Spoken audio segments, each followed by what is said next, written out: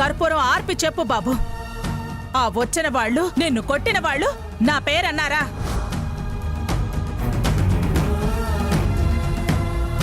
ప్రమాణం చేసి వెళ్ళండ్రా హాస్పిటల్కి.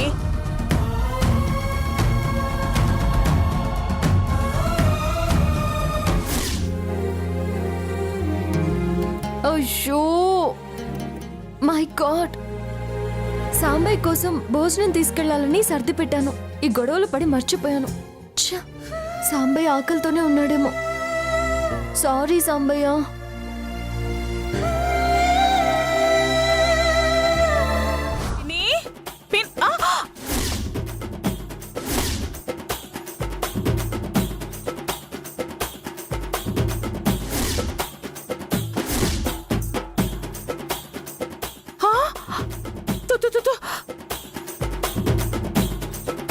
మీరా? ఈ వేషాలేంటి? పిచ్చిగాని పట్టిందా? ఏమో, పట్టినా పట్టొచ్చని ముందు జాగ్రత్తలు పడుతున్నాం అత్తయ్య. ముందు జాగ్రత్త? దానికి ఈ వేషాలేంటే? కాశీనాథో రామేశ్వరమో బద్రీనాథో కైలాసనాథో వెళ్ళి తపస్సు చేసుకుందామని. అసలే నేను తిక్క మీద ఉన్నాను. తెంగర వేషాలు తొరికొత్తలు కోస్తే తొలకెక్కిన పిచ్చి అరికాళ్ళకు దిగేలా కొడతాను. ముందు విషయం చెప్పి వేషాలు తీయండి. మాకు మా మాటలకి విలువ తగ్గుతుంది దుర్గా అని ఎప్పటినుంచో అంటున్నా. నువ్వే పట్టించుకోలా. ఇవాళ నీ మాటలకి విలువ లేకుండా పోయింది. నువ్వు నాకేం తెలీదు అంటున్నా నమ్మటం లేదు. నిన్న కాక మొన్నొచ్చిన ఆ రాహుల్ మాట ఆఖరికి ఆదిత్య కూడా నమ్మే పరిస్థితి వచ్చింది. నువ్వు ఈ ఇంటి యజమానురాలివి. నిన్నే పట్టించుకోకపోతే ముందు ముందు మా పరిస్థితి ఏంటి? నీ మొగుడు మొహం చాటేశాడు, కొడుకు వాళ్ళ పక్కన చేరాడు. నువ్వు నిలదొక్కుని నిలబడ్డమే కష్టం అనిపిస్తుంది. ఇంకా మమ్మల్ని దేకేదెవరే? అందుకే మేమిలా వెళ్ళిపోదాం అనుకుంటున్నాం. ఓళ్ళోకి వెళ్ళి మొహం ఎత్తుకోలేము. అందుకే సన్యాసం తీసుకుని యాత్రలు చేసి చివరికి హిమాలయాలు చేరి ముక్కు మూసుకుందాం అనుకుంటున్నాము.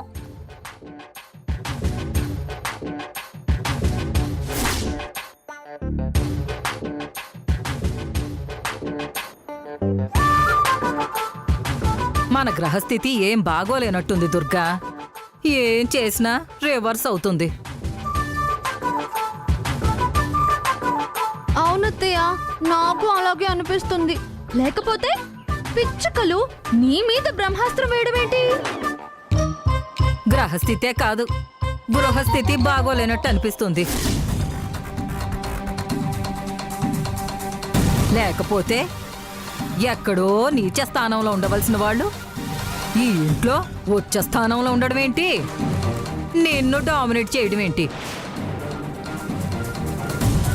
భోగభాగ్యాలు అనుభవిస్తూ వాళ్ళు సుఖ సంతోషాలు పొందడం ఏంటి?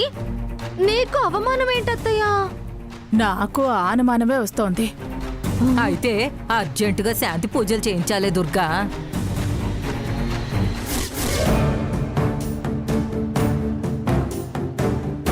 అర్జెంటుగా చేయించాల్సిందే. ఈ టైంలో మనకు దేవుడే రక్ష. కరెక్ట్ అత్తయ్య, ఆ దేవుడే దిక్కు. ఓం నమ శివాయ.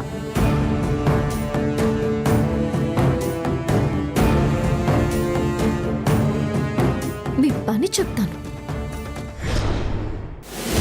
కరెక్టే, కానీ ముందు దిక్కుమాలిన వేషాలు తీసేయండి.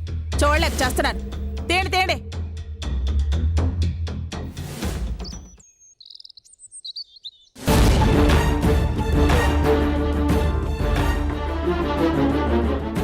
అబ్బా నొప్పి, అబ్బా. కాస్త ఓర్చుకోవయ్యా. నిన్న ఇలా కొట్టబోదయింది. కిరాయి మనుషులే, వాళ్ళకేంటి? బాబు ఆదిత్య, ఇది మరీ అన్యాయం కదా. ఇవాల్టి కోపాలు రేపు ఉంటాయా? ఎంత మాట మాట అనుకున్నా మనం కావలసిన వాళ్ళం, కలిసి ఉండవలసిన వాళ్ళం. మీ అమ్మగారు ఇలా కొట్టించటం చాలా బాధగా ఉందయ్యా. వదిలేనంటే ఇప్పుడు మా అమ్మ టాపిక్ ఎందుకు? ముందు మామయ్య గారికి ధైర్యం చెప్పండి. నొప్పి నుంచి కొంచెం డైవర్ట్ చేయండి. కాస్త వేరే మ్యాటర్స్ ఏమైనా మాట్లాడండి. అబ్బా ఆ నొప్పి. మీరొకరు కాస్త ఓచుకోవచ్చు కదా. దెబ్బ తగిలింది నీకు కాదు కదే, నీకేం తెలుసు? నాకంతా తెలుసులే. బాబు త్వరగా పోనీ బాబు.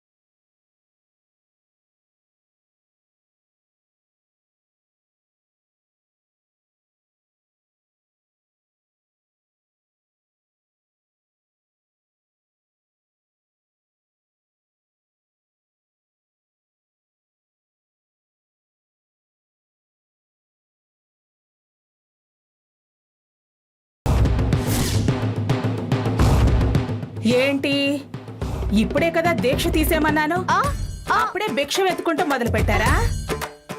భవతి భిక్షాం దేహి. బయట బయట ఎవరో భిక్షాటన కోసం వచ్చినట్టున్నారు అత్తయ్య. ఎవరో చూడండి, వెళ్ళండి పద. వెళ్ళండి.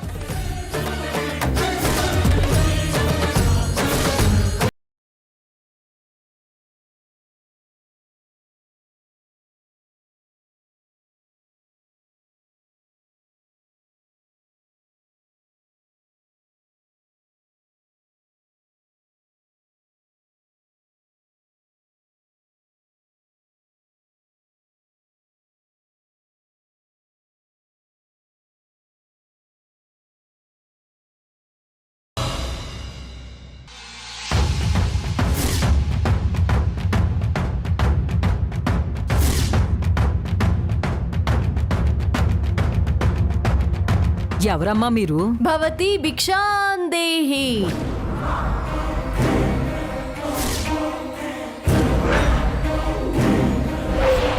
నిన్నెక్కడో చూసినట్టుంది. పైగా ఈ గొంతు కూడా పరిచయం ఉన్న వాళ్ళలాగే ఉంది. మాలాంటి దైవాంశ సంభూతుల్ని మీలాంటి అల్పులు చూడడం అసంభవం. ఎవరైనా మమ్మల్ని చూడాలి అనుకుంటే అది మేమనుకుంటేనే జరుగుతుంది. అలాగా? అయితే ఇప్పుడు మాకెందుకు మీ దర్శన భాగ్యం కలిగించారు? మీరు సన్యసిస్తున్నారని మాకు ఆకాశవాణి చెప్పింది. ఆకాశవాణా? ఏంటే మన గురించి రేడియోలో కూడా చెప్తున్నారా? ఎహె, ఆకాశం లేదు, రేడియో లేదు. ఇది బెగ్గింగ్ లో కొత్త ట్రెండ్ అయి ఉంటుంది. లోపలికెళ్ళి కాసిన బియ్యం తెచ్చేయి. మేము భిక్షం కోసం మాత్రమే రాలేదు. ఆ భిక్షం పేరుతో నాకు సరైన సమవుజ్జి అయిన శిష్యురాల్ని అన్వేషించడానికే వచ్చాను. నిన్ను చూశాక ఆగిపోయాను. నువ్వే నాకు అన్ని విధాల సరైన శిష్యురాలివి. వెళదాం పద.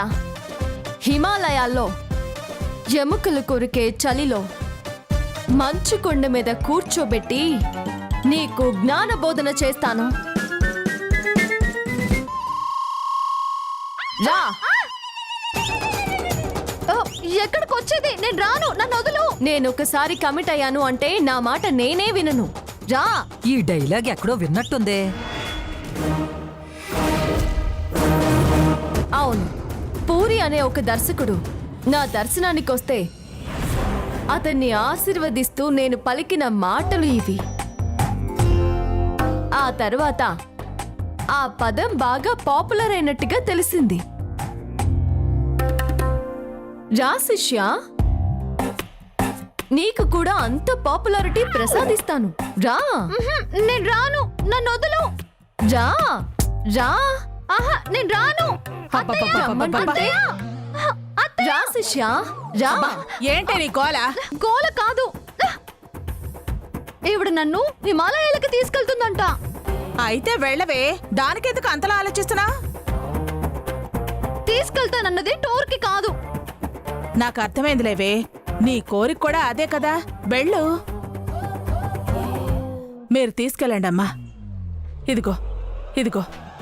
నీ చేతులతో భిక్షం వేస్తే నేను తీసుకోను దుర్గమ్మ.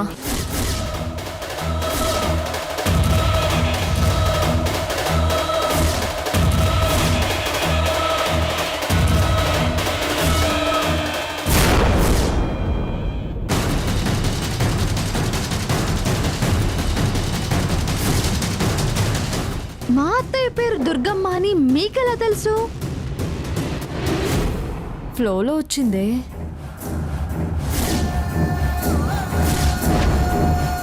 ఆ ఇంద్రకీలాద్రి మీద భక్తుల మొర ఆలకించడానికి కొలువయ్యున్న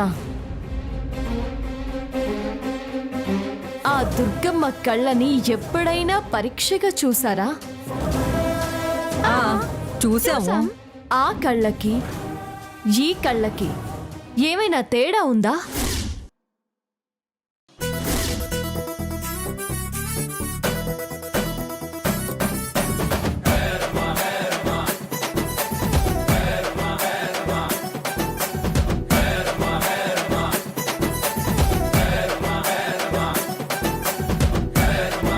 అందుకే ఈ సాధ్వి ముఖవచ్చస్సు చూడగానే అసంకల్పితంగా మా నోట ఆ పేరు ఉచ్చరించబడింది.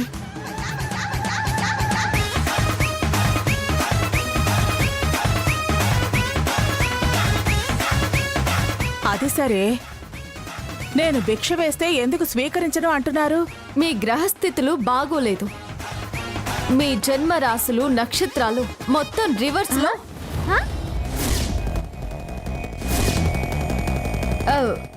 అంటే మొత్తం అపసవ్య దిశలో తిరుగుతున్నాయి. వాటి ప్రభావంతోనే నువ్వు అనుకున్న కార్యాలేవి కార్యరూపం దాల్చడం లేదు. నువ్వు ఏమనుకుంటే అది నీకు పూర్తి విరుద్ధంగా జరుగుతోంది.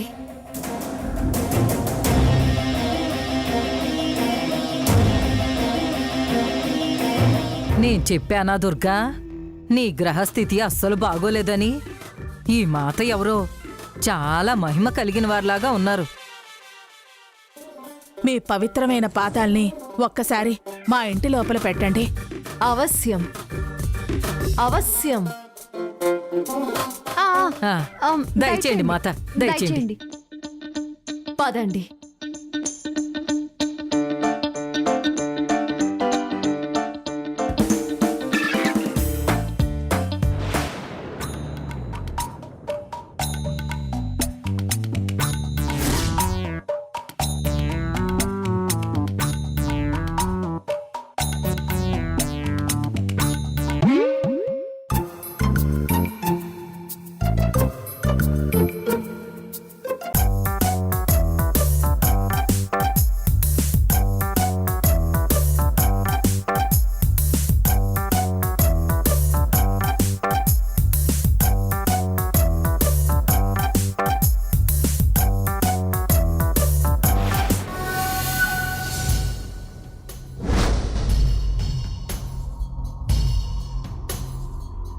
ఈ మధ్య కాలంలో నీ పరిస్థితి మరీ అధ్వానంగా మారింది దుర్గమ్మ.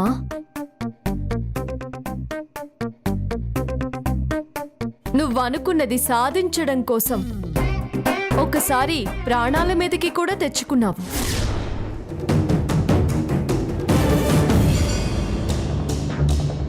అయినా అది నెరవేరలేదు. నీకున్న ఏకైక బలమైన కోరిక ఇంకా ఎప్పటికీ నెరవేరదు.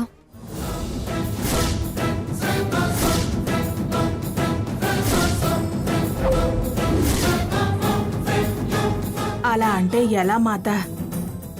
నా పంతం కోసం నా ప్రాణాలనే పణంగా పెట్టిన దాన్ని అది నెరవేరకపోతే నేను బతుకున్నా కూడా చచ్చినట్టే. అవును మాత, మా అందరికి కొరకరాని కొయ్యలా ఆవకాయ ముద్దలో పలుకురాయిలా ఒక రాక్షసి తయారైంది.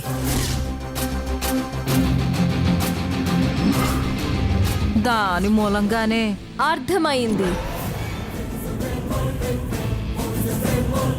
తులసి చెట్టే కదా అని తెచ్చి గుమ్మంలో పెడితే అది కాస్త పెరిగి పెద్దగా విస్తరించి మీరు తలదాచుకోవడానికి కూడా తావు లేకుండా చేస్తుంది కదా. కళ్ళతో చూసినట్టే చెప్పావు మాత. నేను ఈ ప్రాబ్లం నుండి బయటపడే మార్గం చూపించు. అలాగే.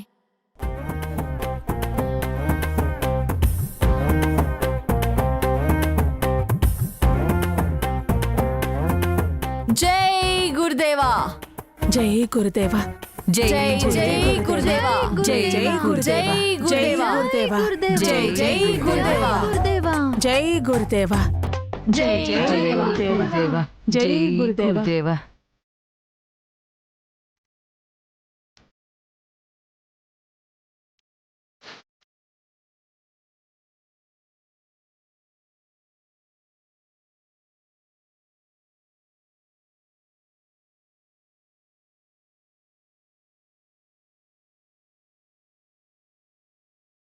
జై గురుదేవా. జై జై గురుదేవా. జై జై గురుదేవా. జై జై జై ఆజ్ఞ లభించింది. మా గురుదేవుల వారు నిన్ను అనుగ్రహించారు. నిన్ను ఆశీర్వదించి పరిహారం ఆయనే నీకు చూపిస్తారు.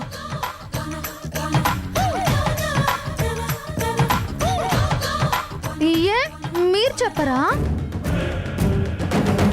ఎవరి పనులు వారు చేస్తేనే ఏదైనా సవ్యంగా జరుగుతుంది. నువ్వైతే బట్టలు సర్దుకో, నిన్ను నాతో తీసుకువెళ్తాను. నేను రాను.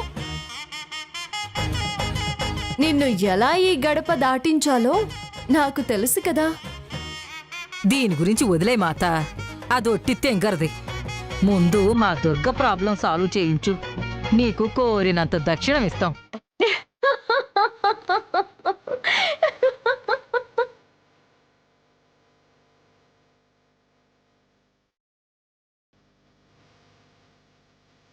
నీ అదృష్టం బాగుంది కాబట్టి నేను నీ ఇంటిని వెతుక్కుంటూ వచ్చాను. రేపు ఉదయం 7:45 పడమటి లంకలోని శివాలయం దగ్గరికి రా.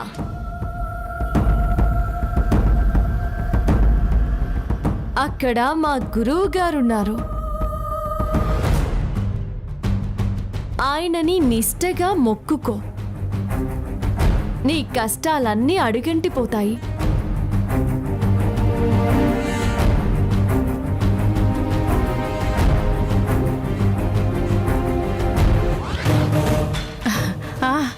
అలాగే మాత, అలాగే. నాకిక సెలవు. మంచిది మాత. అలాగే. మీరు వచ్చేటప్పుడు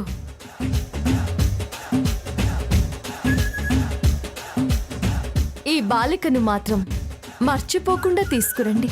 నేనెందుకు? అటు నుంచి అటే హిమాలయాలకు వెళ్ళిపోదాం. నేను రాను. వస్తావులే. జై గురుదేవా. జై జై జై గురుదేవా. జై గురుదేవా. జై గురుదేవా. జై జై జై గురుదేవా. జై గురుదేవా. జై జై గురుదేవా. జై గురుదేవా. జై గురుదేవా.